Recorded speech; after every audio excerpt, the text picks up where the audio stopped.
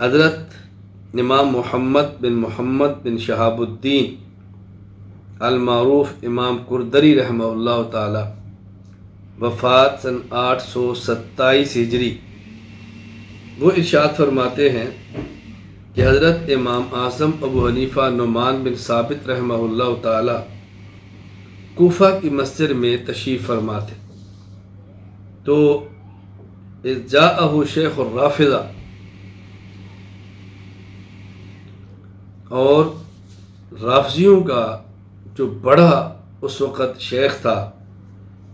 ان کا مجتہد، ان کا ذاکر جو بھی ہے وہ آیا،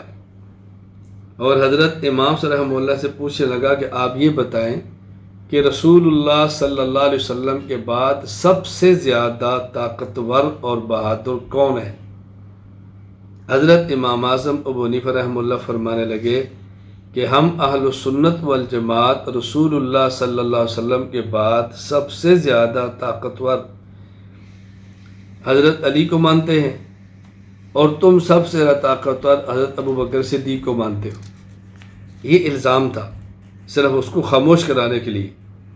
ورنہ تو ہمارا موقف ہے کہ اشجع الناس بعد رسول اللہ ابو بکر، خود حضرت علی رضی اللہ عنہ کا بھی یہی ارشاد ہے، اشجع الناس بعد رسول اللہ ابو بکر، کہ حضرت رسول اللہ صلی اللہ علیہ وسلم کے بعد سب سے دلیر اور بہادر ابو بکر صدیق رضی اللہ تعالیٰ عنہ تھے۔ یہ اس رافضی کو سمجھانے کے لیے آپ نے تدبیر اختیار کی، اس نے کہا آپ نے تو بات الٹ کہہ دی، ہم تو سب سے زیادہ بہادر علی کو مانتے ہیں۔ حضرت امام صلی فرمایا نہیں، تم سب سے زیادہ دلیر اور طاقتور ابو بکر کو مانتے ہو۔ کہا جی وہ کیسے؟ کہا رسول اللہ صلی اللہ علیہ وسلم کے جانے کے بعد ہم یہ سمجھتے ہیں کہ خلافت ابو بکر صدیق رضی اللہ تعالیٰ عنہ کا حق تھا، حضرت علی رضی اللہ تعالیٰ عنہ نے دلیری اور شجاعت سے قبول فرمایا۔ آپ کہتے ہو کہ نہیں، رسول اللہ صلی اللہ علیہ وسلم کے بعد خلافت حق حضرت علی رضی اللہ تعالیٰ عنہ کا تھا،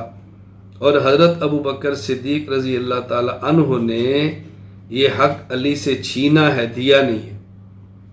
تو اس کا مطلب تم نے ابو بکر کو طاقت والا زیادہ مانا نا، اگر علی کو طاقت والا مانتے تو اپنا حق چھین لیتے، تو تم طاقتور ابو بکر کو مان رہے ہو تو علی کو نہیں مانتے۔